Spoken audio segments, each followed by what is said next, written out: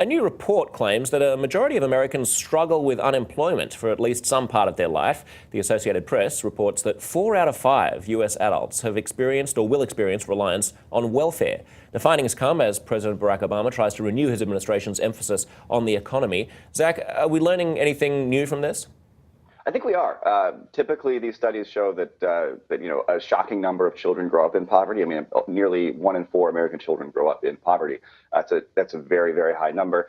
But to know that 80% of people will experience it at some point during their lifetime, I think gives you a better, is a more relevant statistic for the scope of the economic hardship that the United States is going through right now. When you think of the unemployment rate at 10%, I think politicians in Washington, unfortunately, will say, well, that's only like 1 in 10 people. So if we do stuff that just panders to the unemployed, we still got to worry about the other 90%. But actually what's going on is that people experience long-term periods of suffering at some point in their life. And they need some help to get through that period of time. And for it to be 80%, I mean, we're talking about most of the country being affected by this. And I think that's why economic issues remain such a politically potent issue, even though the recovery really is, things look a lot better now than they did, 5 or 6 years ago. A lot of people, if they haven't been through something terrible, a bad job loss themselves, have a family member who has or a close friend who has. And so they feel this as a close, personal, emotional thing. And it's clearly very widespread.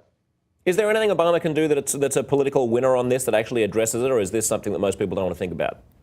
I think there are a lot of things the president can do that's a political winner on this. Unfortunately, it doesn't seem like he's really wanted to do that. A big one would have been student loans.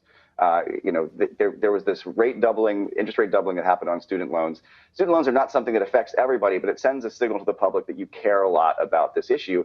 And instead, he backed this compromise, which will result in much higher student loan rates eventually than the student loan rates currently were before they doubled. So, I think Obama's desire to cut deals with Congress overrides his desire to actually solve problems in a meaningful way in most cases. And if he can find a way to cut a deal with somebody to extend social insurance programs, that'd be great. But it certainly looks like, on a lot of important issues like food stamps, stuff like that, there's no interest from the House GOP in particular in compromising with the president.